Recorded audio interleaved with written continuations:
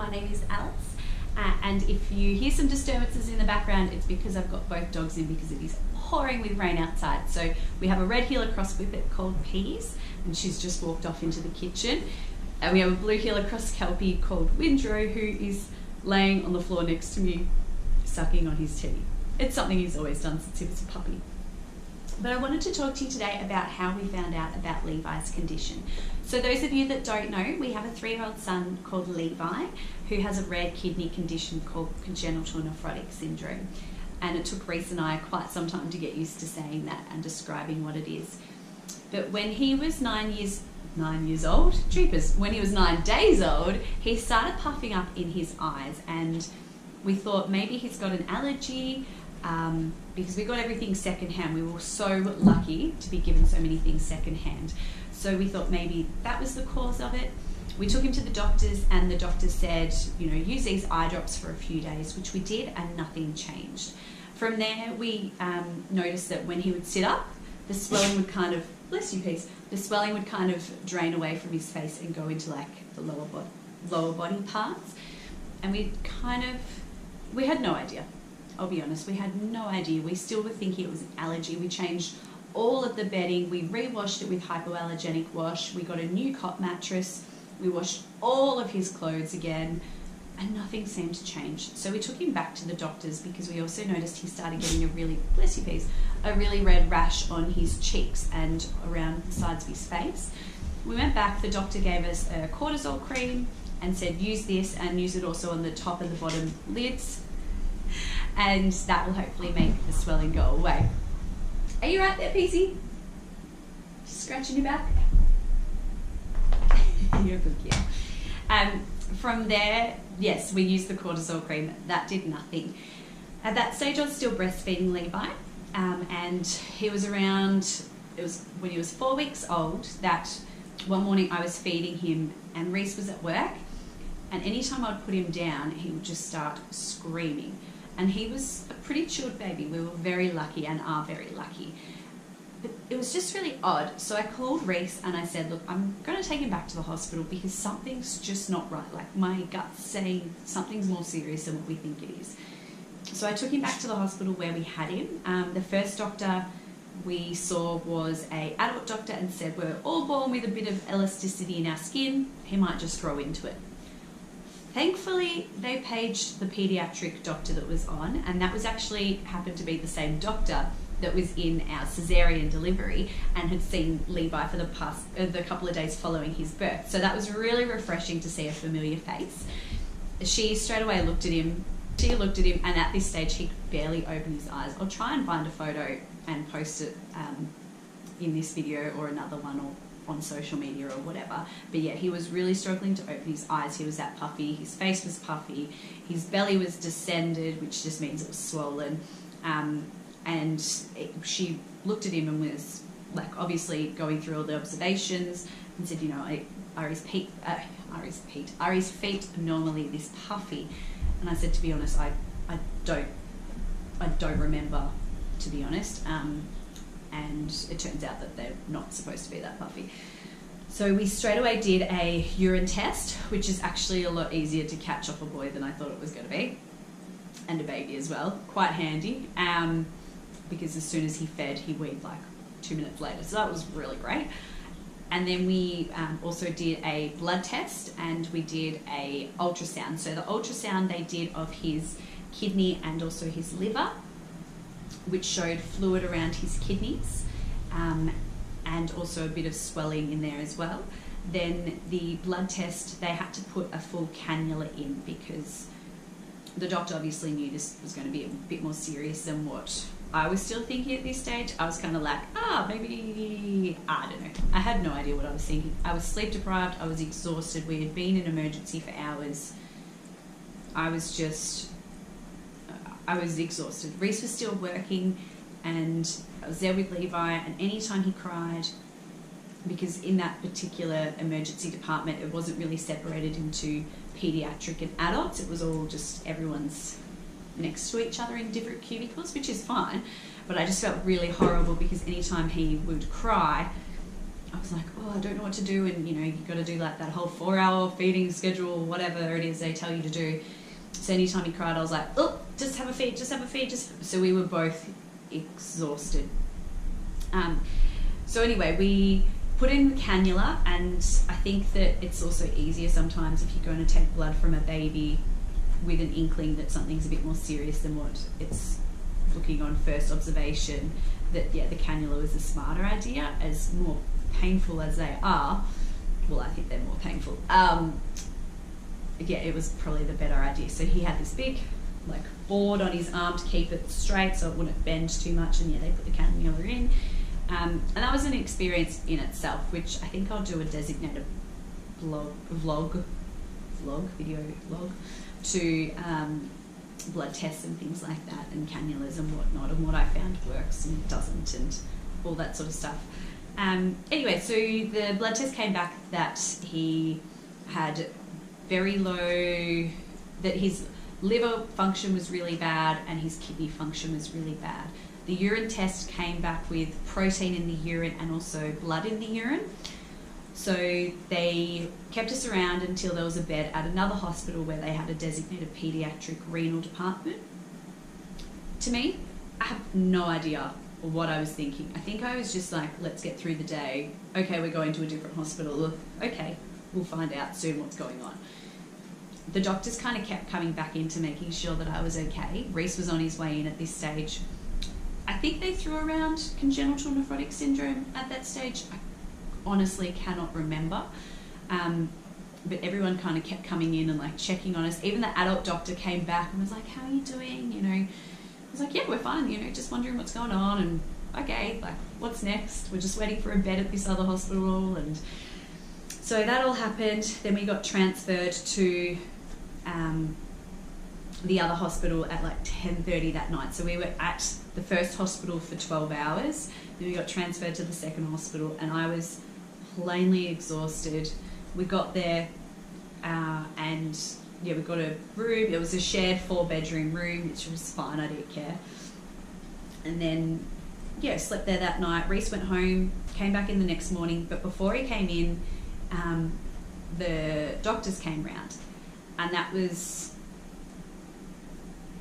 the first time we found out what Levi had officially. So I remember 3 doctors coming in. There was the consultant, the registrar, and the resident. So basically, like, the consultant is the higher up than the registrar, and then the resident. So the resident still does rounds, like every 3 months, I think it is in Victoria maybe. And then the registrar generally stays with a particular team for, I think it's about 12 months, give or take. So this is the renal team. I had no idea what renal was. They all came in, and I was sitting there. Levi was in the little bassinet beside me. I was sitting there on the most uncomfortable bed, and the doctors came in, introduced themselves, and the consultant just explained to me that Levi has a rare kidney condition called congenital nephrotic syndrome. They believe that he was born with this condition. They asked like how my pregnancy was, all the ultrasounds and everything like that through pregnancy, if anything was mentioned about him having larger kidneys or lower functioning kidneys or anything like that. And to be honest, nothing came up in any of the ultrasounds or throughout my pregnancy. I had a pretty smooth sailing pregnancy, thankfully. And yeah, he just said, you know, he will eventually have to have a lot of surgeries. He will need to have both of his kidneys removed because they're not functioning correctly. He will need to have infusions regularly of the protein that he's losing. So it's called albumin, and it goes straight into the blood system, and it's actually a byproduct for when you donate blood. They drag the protein out of there, and that then goes into infusions for children or adults that are losing the protein themselves. If that makes any sense. I don't think I explained that well. Very sorry. When you lose the protein out of the bloodstream, also the fluid comes out of the bloodstream. So he was weeing the protein out, and then the fluid, like the water content, had nowhere to go. So it would go into the soft tissue areas, and that's why he would puff up. And that's why it's raining and we have a tin roof. I can't go anywhere, so it has to go into soft tissue areas. So that's why he was puffing up a lot.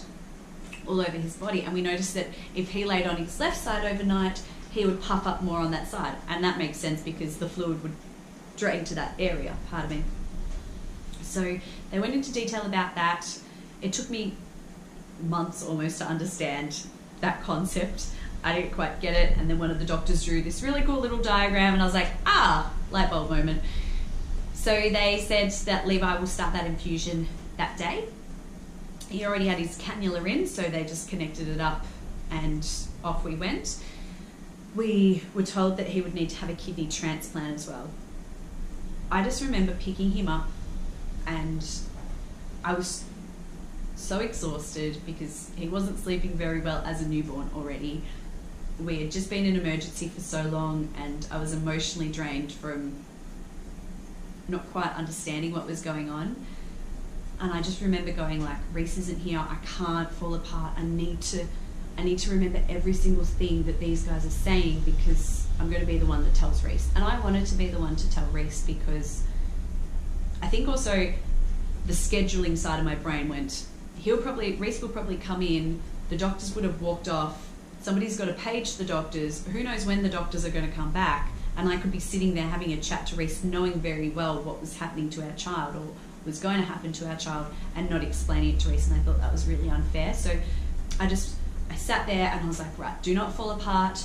I wanted to cry and break down into tears and all of that jazz, but I couldn't in that moment. I had to hold it together, and I knew that that was going to be the best thing in the long run, holding it together in that moment. And I picked Levi up and I was sitting there, and the moment that I wanted to crack, and I had to take a deep breath, and I looked at the doctor and I said, like, is he going to die? And even now to this day, that kills me because there is no guarantee. And in life there's no guarantee, I completely understand that. But with kidney disease and his particular disease, there's no guarantee. Like, there's no cure, there's only treatments. So Levi started on that albumin protein infusion and he was on that for 1.5 years. He had a couple of surgeries in between to have some lines inserted and things like that. I'll do a designated vlog on all of his surgeries and all the procedures. And then he had his kidney removed and some other things happened, and then he started dialysis at home, and then things went wrong with that, so we had to start a different dialysis, hemodialysis at the hospital, and then we had the transplant. When the doctor was telling us about the transplant and things like that, straight away, without a hesitation, I said, Reese and I will get tested. We'll donate. We'll do whatever we can. What have we got to do? Like, when can we do this? I'll do it now. What have we got to do? And that was a choice that Reese and I stuck to as well. I didn't pressure Reese into it. He was keen as mustard to do it himself as well. But I just knew that we would be the first ones to put up our hands and do whatever we could for our son about his condition. The doctors, I cannot thank enough for how they spoke to me in that conversation. The main consultant, I was sitting on the couch, and instead of just standing up and me looking up all the time, he came and knelt down and he just looked me straight in the eye and was honest, and he was happy to answer any questions I had and just went over things over and over and over again for me, just so I could make sure I understood it completely. And he just spoke to me for almost an hour explaining all of this sort of thing, and just so that's one day that, like, that conversation, it was an extremely hard conversation, I'm sure, for him to have had, because it's never nice telling anyone negative news, especially about their newborn child or anything in particular. But that conversation will always stick with me because it was, I don't know how to explain it, but it just made me feel at ease, and I just put my trust into them straight away, and I was like, you know what? Yes, there's some people out there, that consultant stopped and took the time, and I'll always appreciate that conversation with him. And yeah, that made me just be able to relax and just put all of my trust in and go, you know what, he actually cares. He cares, and if he's taken the time now to explain this, I always felt like he's approachable, and the rest of the renal team that we met in the next couple of weeks, like, they were exceptional, and they still are. Like, we're so lucky for the team that we have. We really are. And I say we when it's really Levi's team, but they have always been a massive support. Always been willing to answer any of my silly questions. You know, they take phone calls in the middle of the night. Yeah, it's part of their job, but I still really appreciate that when we rock up to emergency at 3 a.m. in the morning on New Year's Day and they take the call. But yeah, it's just, it's heart-wrenching, gut-wrenching, whichever way, to know that something will always be not quite 100% great with your child, and that there's nothing that you can do about it. It kills me. It kills me day in, day out, and I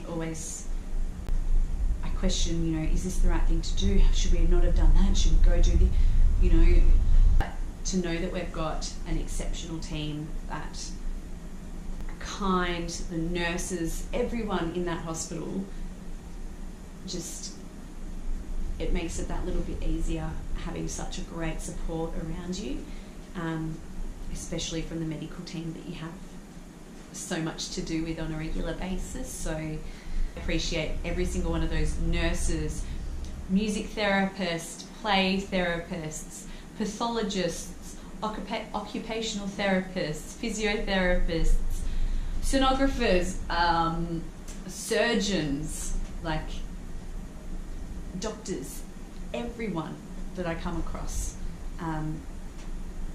the volunteers, the administration people, like everyone in that hospital, just, yeah, I appreciate so much, and it makes it that a little bit easier to deal with what we've overcome in the past few years. So that was how we found out about Levi's condition. And sorry for stop this video here. Thank you for watching. Please hit that subscribe button wherever it is. I don't even know where it is. I'm going to point here. And I'll see you in the next vlog.